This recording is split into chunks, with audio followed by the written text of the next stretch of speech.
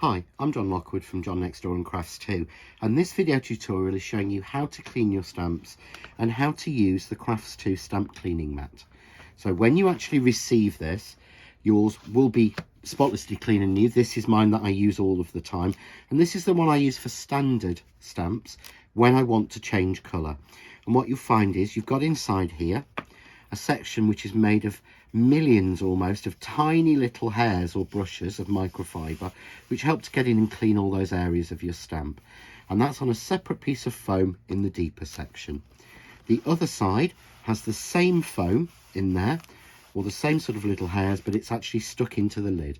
But again, for cleaning, you can pull this section out and you can actually clip off the top section again, just to make sure you clean it. So if you want to do that, but when you clean it, it will never go back to completely brand new and clean again. So this is my standard stamp cleaning mat that I use when I'm changing colour, which is, to be honest, the only time I clean stamps is when I'm changing colour or when I've used the Kaleido ink, or stays on or stays in place.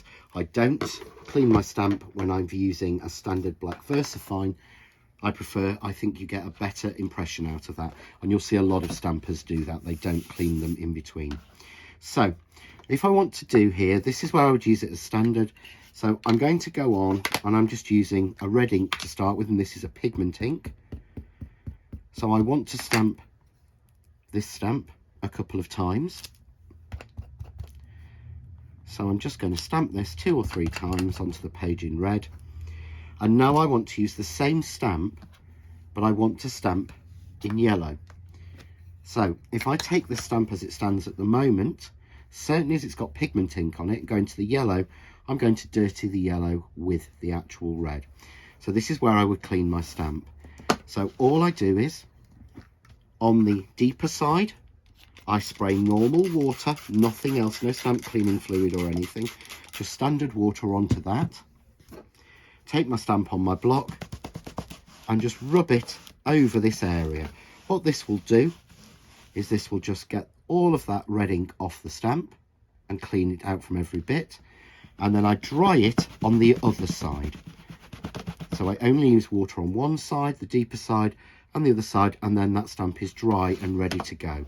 So what I can do now is ink that stamp in yellow.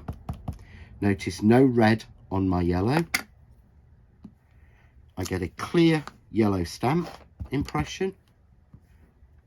2 and 3. Let's pop that there, shall we?